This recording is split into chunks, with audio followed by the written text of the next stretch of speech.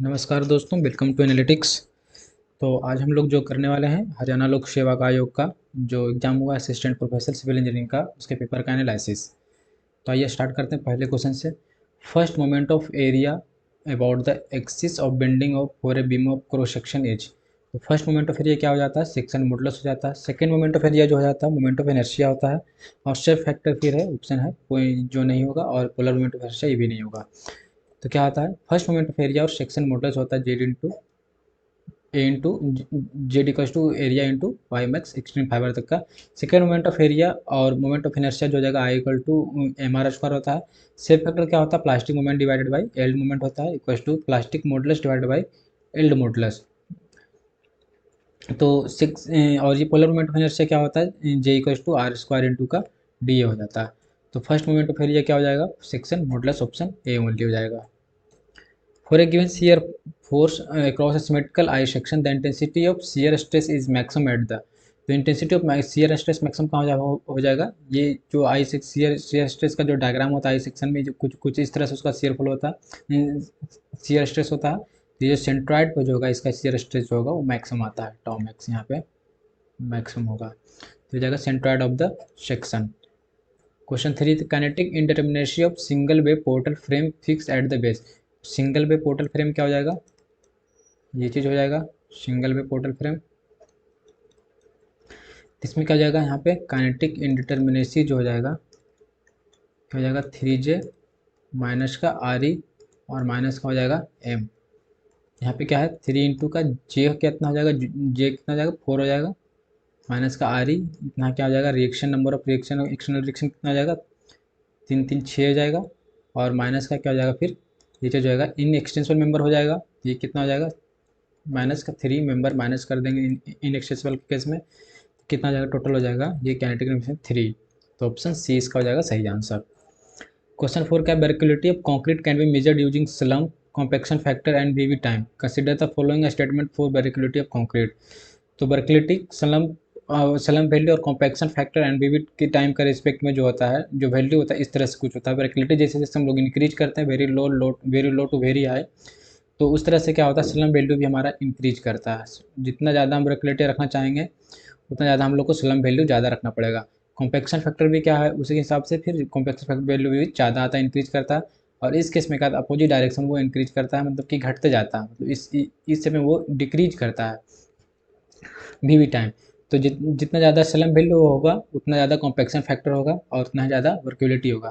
तो workability of concrete can be measured using slump compaction factor. As slump increases VV time increases, नहीं गलत, VV time decrease करता है। As slump increases compaction factor increases, ये सही हो जाएगा। तो दूसरा सही हो जाएगा और पहला हो जाएगा फॉल्स होगा, ऑप्शन डी इसका सही आंसर।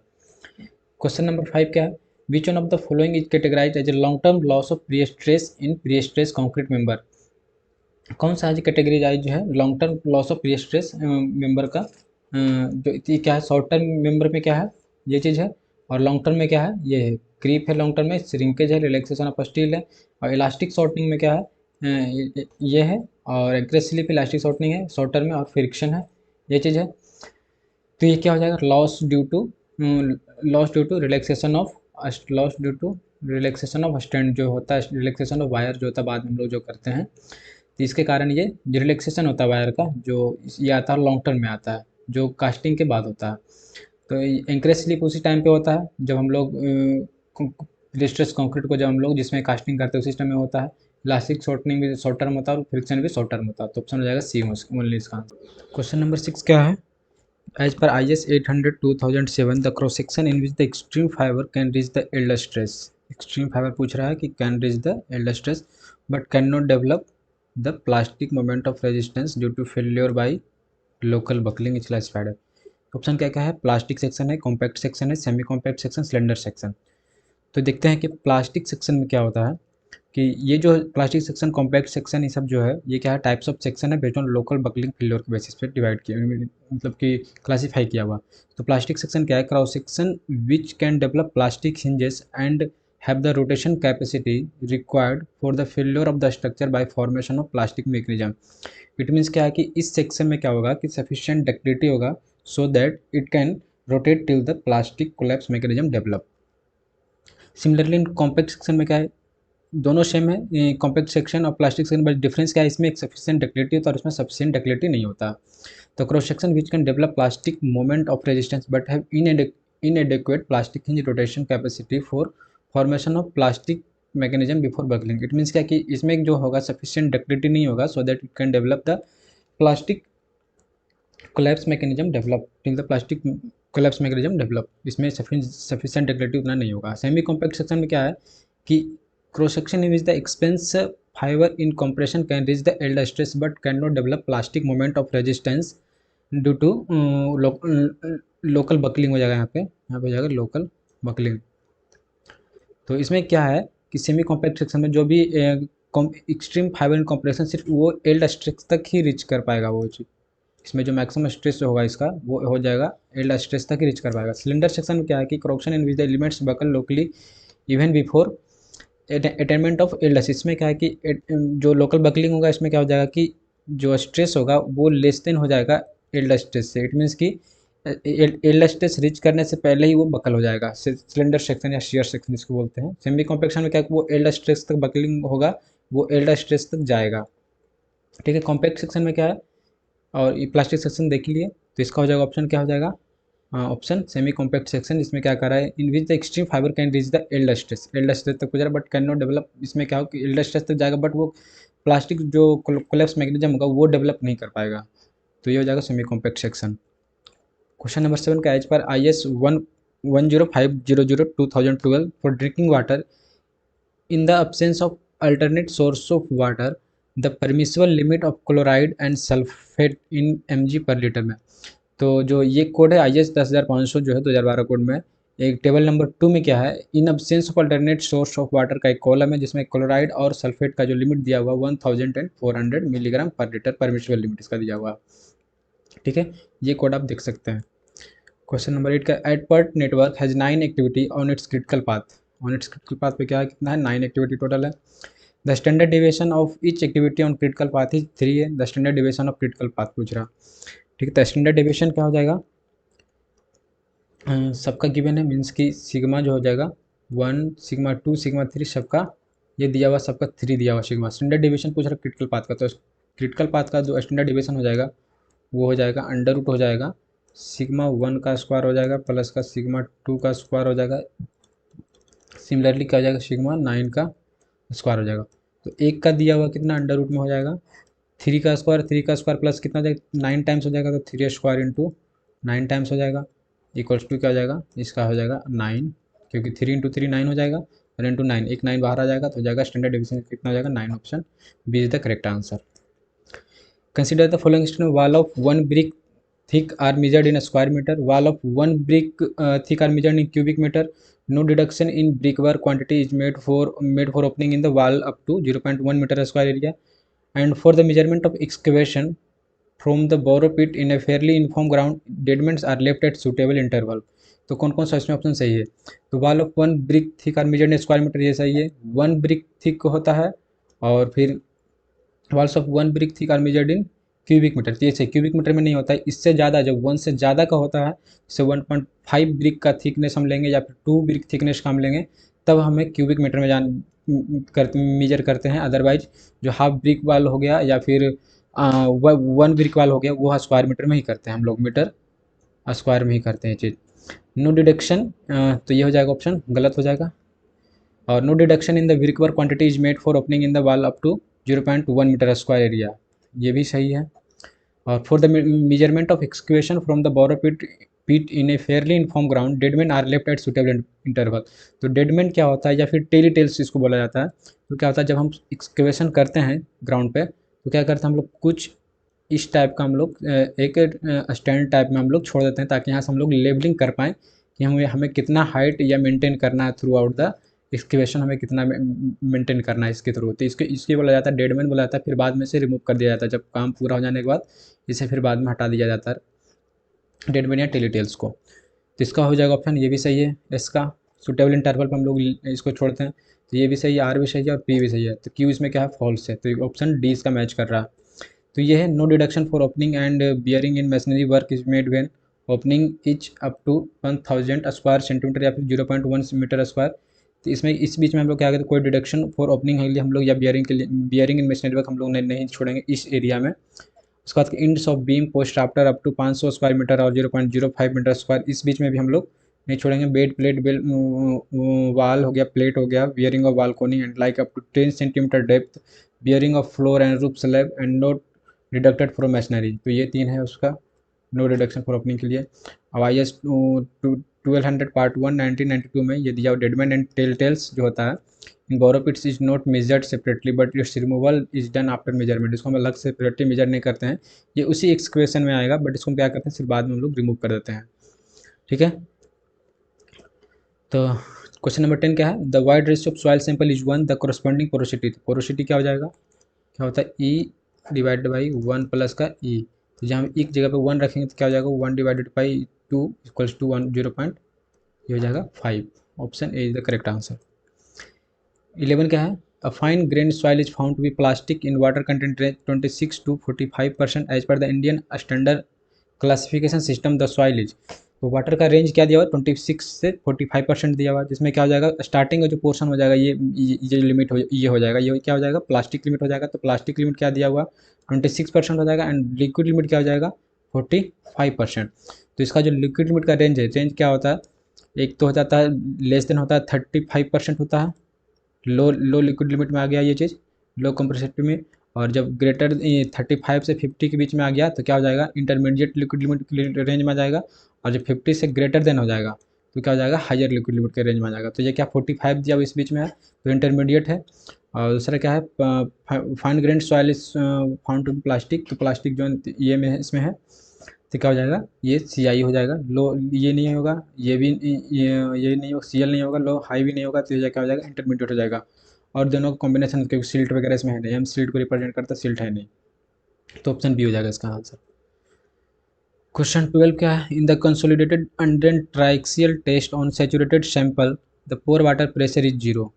तो क्या आ जाएगा, कंसोलिडेटेड अंडरन टेस्ट है, तो इसे क्या बोलते हैं, CU टेस्ट बोलते हैं उसे। अनकंसोलिडेटेड अंडरन टेस्ट को बोलते हैं UU टेस्ट बोलते हैं। और फिर होता है एक कंसोलिडेटेड ड्रेन टेस्ट होता है, जिसको बोलते हैं CD टेस्ट बोलते हैं, UU टेस्ट बोलते हैं। मैं पूछा गया CU टेस्ट के बारे में, इसमें क्या करते हैं, drainage is permitted at consolidated stage. अगर कंसोलिडेटेड स्टेज पर अगर हम ड्रेनेज को परमिट रखेंगे तो पोर वाटर प्रेशर डेवलप ही नहीं होगा। तो यही हो जाएगा कि at the end of consolidated stage तक हमें क्या करें, पोर वाटर प्रेशर 0 हो जाएगा। हमें CU टेस्ट के बारे में, but not permitted at the shear stage. अगर यहाँ पे सीयर ड्रेनेज हमारा यहाँ पे परमिटेड नहीं, इसका मतलब क्या होगा कि सीयर स्टेज पे पोर वाटर प्रेशर डेवलप होगा, तो यहाँ पे 0 नहीं होगा। तो ये क्या हो जाएगा, सिर्फ कंसोलिडेटेड स्टेज में हो जाएगा। तो eight the end of consolidated stage पे पोर वाटर प्रेशर जो होगा 0 हो जाएगा। यही क्वेश्चन पूछ रहा है। यूजू टेस्ट का इसमें क्या, drainage is not allowed at consolidated stage and at shear stage बहुत, इसको इसलिए इसकी बोला जाता है, क्यूब टेस्ट बोला जाता है इसे। और ये कंसोलिडेटेड स्टेज में होता है क्या है कि यहाँ पे कंसोलिडेटेड स्टेज में हम लोग क्या करते हैं कि सॉइल सैंपल पे हम लोग कन्फाइनिंग प्रेशर अप्लाइड करते हैं। और सीयर स्टेज में क्या करते हैं हम लोग कि डिविएटर स्ट्रेस अप्लाई करते हैं सॉइल सैंपल पे। उसके बाद क्या है, सीड टेस्ट में क्या होता है, drainage is permitted at both stage. अगर ड्रेनेज यहाँ पे दोनों स्टेज में ये है तो ये इसे बोला जाता है स्लो टेस्ट, इसमें पोर वाटर प्रेशर डेवलप नहीं हो गया क्योंकि इसमें ड्रेनेज ऑलरेडी अलाउड है, ड्रेनेज सारा पहले ही निकल जा रहा है। उसके बाद क्या है, क्वेश्चन नंबर 13 है, the true criteria for determination of allowable bearing capacity of a foundation are. दो क्राइटेरिया का डिटर्मिनेशन का हम लोग जो करते हैं फाउंडेशन का कैपेसिटी के लिए, एलाइबल बियरिंग कैपेसिटी के लिए, वो होता है शियर फेल्योर एंड सेटलमेंट होता है। ऑप्शन डी इसका सही आंसर हो जाएगा।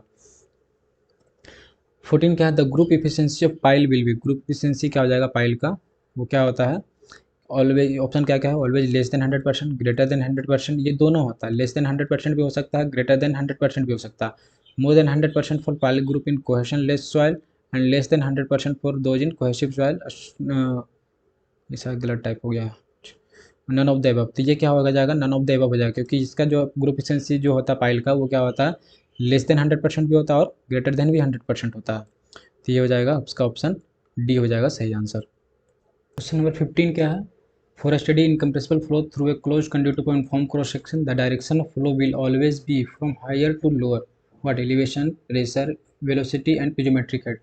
तो क्या है, क्लोज कंड्यूट जब होगा ये चीज़, तो एक है हम क्या स्टडी फ्लो है, इसकी क्या Z1 equals to Z2 uniform flow है, इनफॉर्म सेक्शन में इनफॉर्म फ्लो होगा, V1 इक्वल्स टू V2 होगा।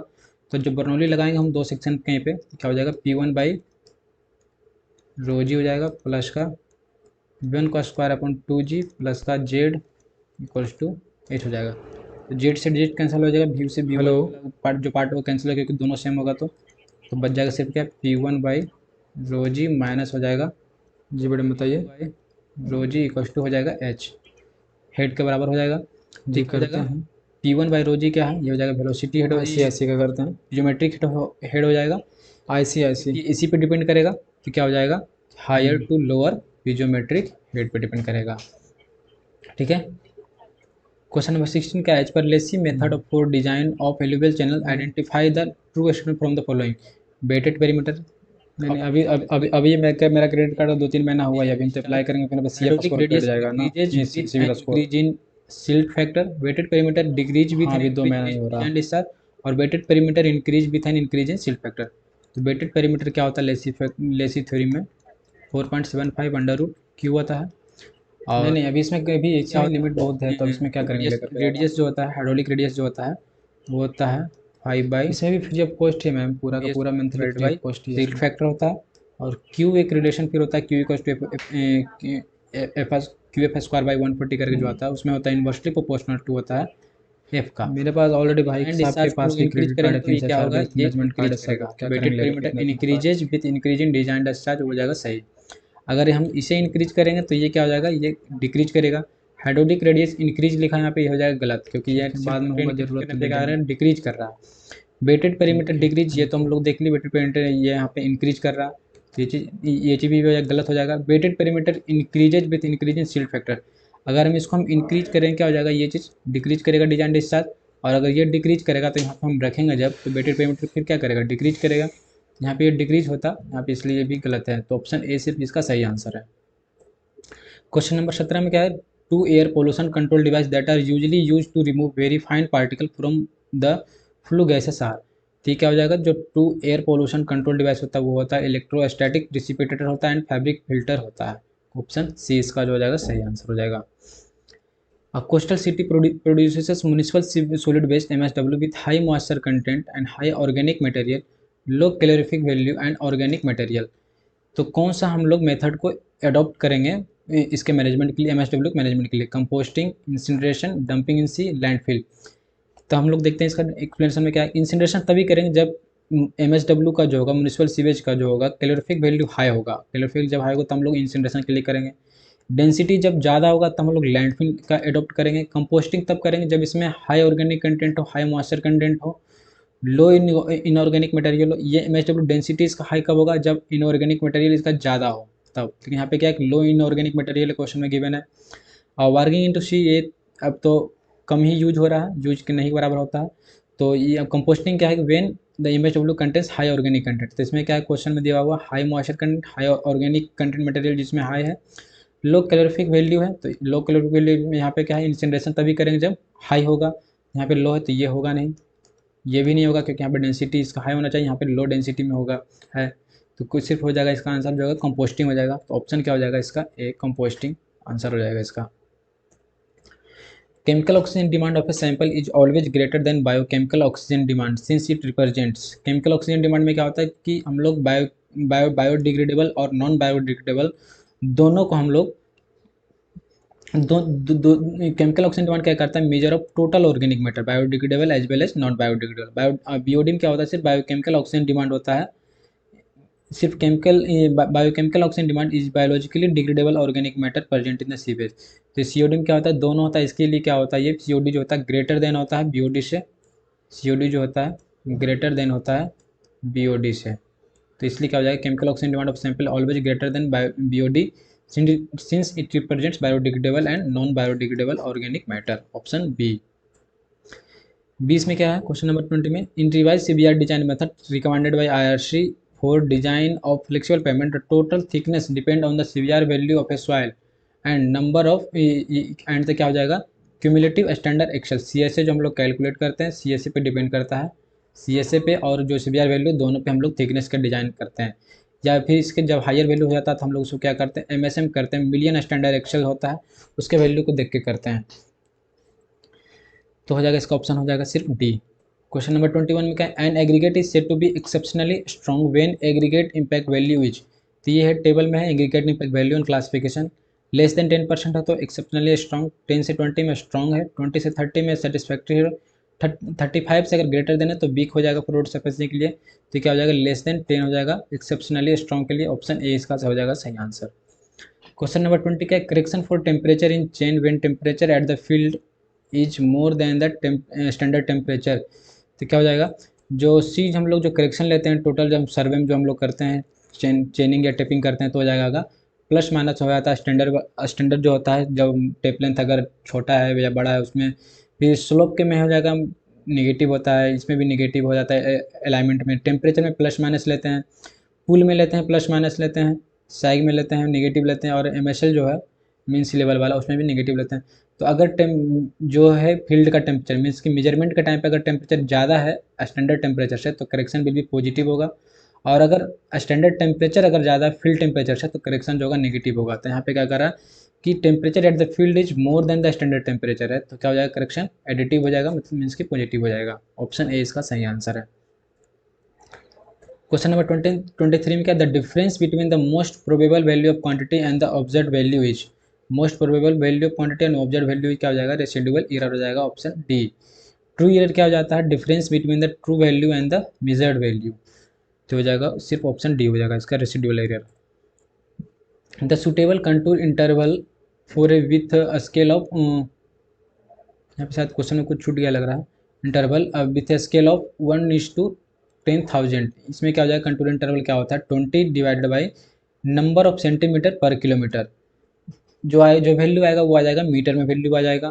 तो स्केल क्या दिया हुआ 1:10,000 दिया हुआ, तो 1 किलोमीटर इक्वल्स टू क्या हो जाएगा, 1 किलोमीटर इक्वल्स टू कितना हो जाएगा 1000 मीटर हो जाएगा, और इंटू हो जाएगा 100 सेंटीमीटर से कर देंगे तो 10 टू दी पावर हो जाएगा 5। यहाँ पे क्या दे दिया है 10 टू दी पावर 4 दिया है, मतलब कि 1 सेंटीमीटर जो रिप्रेजेंट कर रहा है 10,000 सेंटीमीटर को, ठीक है। और यहाँ पे क्या आता है 10 टू दी पावर 5 है, तो इसको लिख सकते हैं हम लोग क्या 0.1 किलोमीटर लिख सकते हैं इसको, 1 किलोमीटर इक्वल टू अगर इतना होता है तो एक जीरो अगर कम कर देंगे तो क्या हो जाएगा 0.1 किलोमीटर हो जाएगा। तो 1 सेंटीमीटर रिप्रेजेंट कितना कर रहा है 0.1 किलोमीटर रिप्रेजेंट कर रहा है, तो अगर हम ये डिवाइड करके अगर हम इसको 10 को इधर भेज दें तो क्या हो जाएगा 1 किलोमीटर रिप्रेजेंट कर रहा है 10 सेंटीमीटर को, यहाँ पे क्या डालना है नंबर ऑफ सेंटीमीटर पर किलोमीटर, तो क्या हो जाएगा 10 सेंटीमीटर यहाँ पे आ रहा है, तो 20 डिवाइड बाई 10 करेंगे तो कितना आ जाएगा 2 मीटर आ जाएगा इसका आंसर, तो हो जाएगा ऑप्शन ए इसका जो हो जाएगा सही answer, option A 2 metre. A cantilever beam of a span 2 meter is subjected to a downward load of 60 kilonewton distributed uniformly over the entire span and the upward point load P at its free end. The value of P for the net deflection at the end to be 0 shall be. तो क्या ये है cantilever beam है, cantilever beam है, ये UDL load है, ये 60 load लग रहा है यहाँ पे 60 किलो न्यूटन पर मीटर लग रहा है, यहाँ इसका लेंथ है 2 मीटर है, और यहाँ पे एक लोड लग रहा है पी लग रहा है, तो नेट डिफ्लेक्शन करके तो दोनों डिफ्लेक्शन को जब हम लोग इक्वेट कर देंगे तो वैल्यू आ जाएगा पी की कितना वैल्यू वहाँ पे लगाएंगे तो नेट डिफ्लेक्शन 0 हो जाएगा ड्यू टू 60 किलो न्यूटन जो यूडीएल लग रहा है उसके कारण। तो पी के कारण पी ड्यू टू पी जो होगा डिफ्लेक्शन कितना हो जाएगा पी एल Q/3EI हो जाएगा, और जब जो डब्लू लोड लग रहा है यूडीएल लग रहा है वो हो जाएगा W/L⁴ डिवाइडेड बाई 8EI हो जाएगा। EI से EI कैंसिल हो जाएगा, LQ से यहाँ पे LQ कैंसिल हो जाएगा तो इससे L बचेगा, तो P जो बचेगा कितना हो जाएगा 3WL डिवाइडेड बाई 8 हो जाएगा। इसको लिख सकते हैं 3 इंटू का 60 इंटू 2 डिवाइडेड बाई 8, 2 चौके 8 हो जाएगा, ये हो जाएगा 15 चौके 60, 15 इंटू 3 से बच जाएगा, तो P इक्वल हो जाएगा ये हो जाएगा 45 किलो न्यूटन, ये हो जाएगा ऑप्शन ए इसका हो जाएगा सही answer. Question 25 to 50 will be uploaded soon. Thanks for